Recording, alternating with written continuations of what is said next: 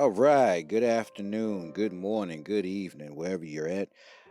Thank you for returning back to the channel. This channel is WWTA News, what we talk about news. I do thank you for returning to see what else is going on over here.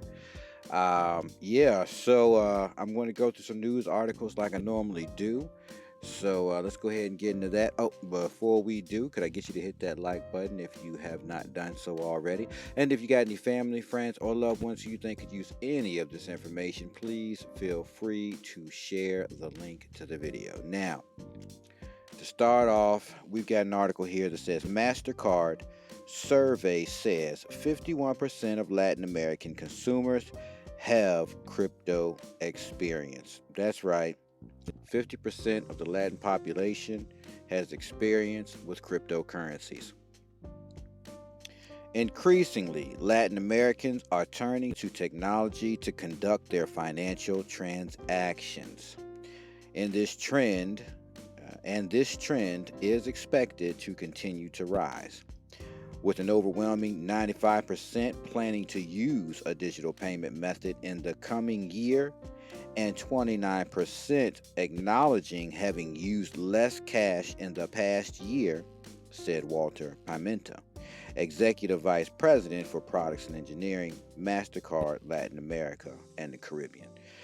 All right, this is major, and I'm going to help everybody let's take this all in. So, yes, other countries have been coming into the digital space because it does what? It gives us a level playing field.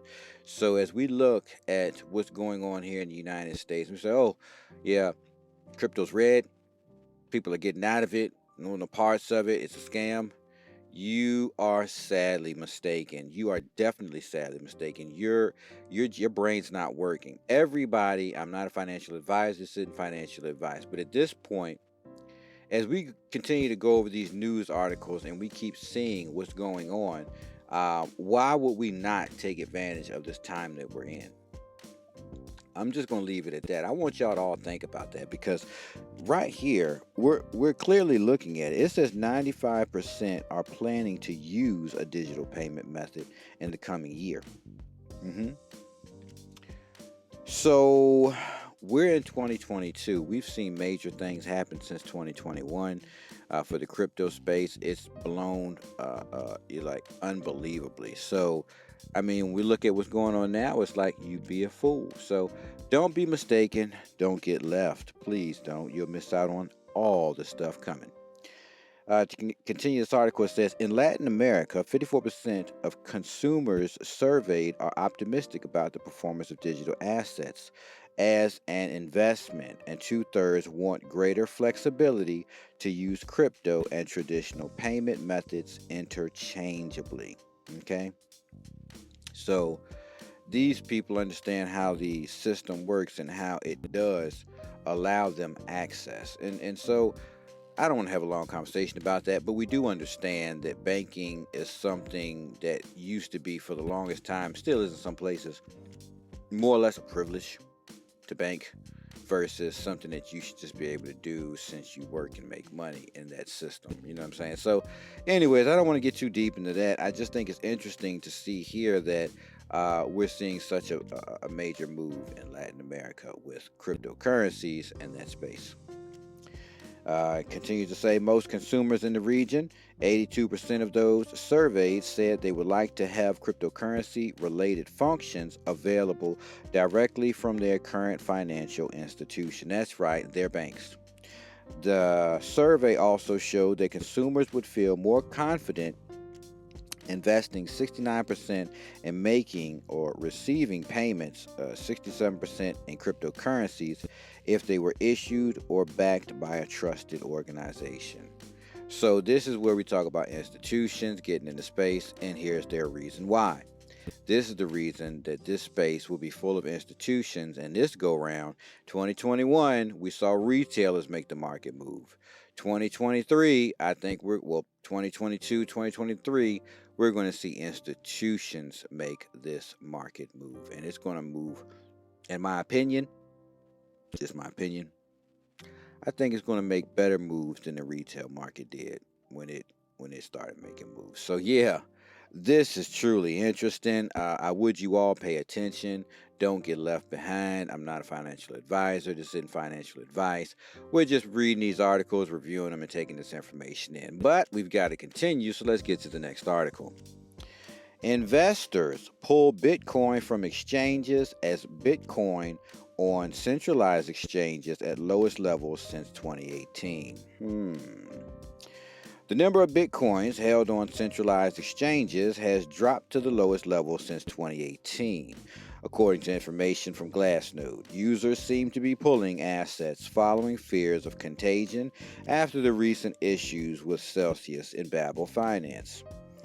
The chart below showed a steep decline in Bitcoin on exchanges on June 13th when Celsius announced it would suspend withdrawals. Nothing new. We've seen these type of things before. But we've never seen this hit last so long, and this is what's shaking people out of the market. Next article, almost $4 billion in Bitcoin miner loans coming under stress, Bloomberg says. Can this go along with the last article? I don't know.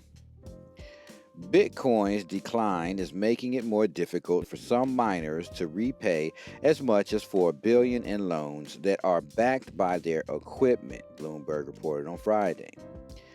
Analysts say an increasing number of loans are underwater, as many of the mining rigs that lenders accepted as collateral have halved in value. Along with the price of Bitcoin, the report said. Ethan Vera, co-founder of Seattle-based mining company Luxor Technologies, estimated there was as much as $4 billion in loans backed by machines. So, this isn't looking good the further this market takes these hits and gets lower. But it is showing us something. It's showing us how a lot of this stuff got started. Wink, wink. So it says a few miners have defaulted so far, but some have sold Bitcoin reserves. This puts further pressure on prices. According to the report, the cost of equipment may fall even lower if lenders begin to liquidate mining rigs that they possess. So look, you take loans, you default the loans, your materials get liquidated, your assets get liquidated, and your company folds, the bank takes a nasty hit. They do what they do to stay afloat. They can survive because they'll eventually get the bailout, but you lose. All right, so this is the sad part of this, but it's also the true part of this. As we look at these things that are happening, those who might not have legit did things, you can see are going to take the biggest hit. It is what it is, wink, wink. You just figure it out for yourself and you do what you got to do to take yours to the future. All right. We got an article here that says why Solana is going big on mobile and making a smartphone. Ooh, yeah, that's interesting. Solana's teasers leading up to yesterday's SMS event suggested something to do with mobile.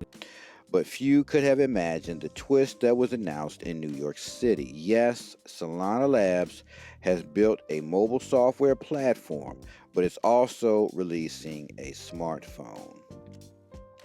Solana Labs yesterday revealed the Solana Mobile Stack SMS software kit, which provides tools for developing native Android mobile apps, walls, and games, and also includes a decentralized app store.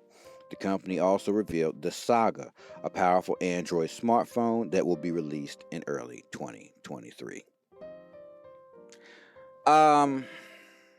Solana's making moves. I'm not a financial advisor, this isn't financial advice, but Solana's making moves. And a lot of these tech startups, essentially, they're going to make major moves. So keep your eyes to the prize, keep your eyes to what's going on.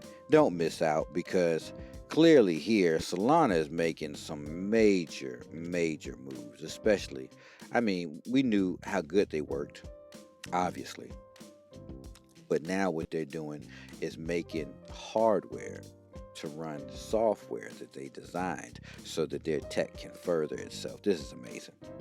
Amazing it is. All right, next article. Powell It says Congress to receive guidance from Federal Reserve on CBDC. U.S. Federal Reserve Chair Jerome Powell said Congress will eventually receive guidance from the Fed on how it could implement a central bank digital currency. Speaking before the U.S. House Committee on Financial Service, Powell said, I think it's something we really need to explore as a country, adding the prospect of a CBDC's issuance should not be a partisan thing. For years, officials have mulled over the idea of a digital currency backed by the U.S. government and weighing its potential risk and benefits. The implementation of a digital dollar could have a seismic impact on the crypto landscape and expose the wider population to the experience of conducting financial transactions using digital currencies. And a lot of people are figuring this out and they're jumping on board. So it's like, is the U.S. really going to wait to the last minute? Who knows? It says it's very important potential financial innovation that will affect all Americans. Powell said at the meeting, our plan is to work on both the policy side and the technological side in coming years and come to Congress with a recommendation at some point. Yes, the U.S. is taking its time, but it's going. So, yeah, I don't know. Well, I do know. Obviously, there's bigger things going on. But look, that's all the articles I got for the day. I hope you all enjoyed it and you gained some insight and you're going to make better moves for your family, loved ones, and for your future. And if you like this video, hit that like button, and I will catch you all in the next episode. Thank you.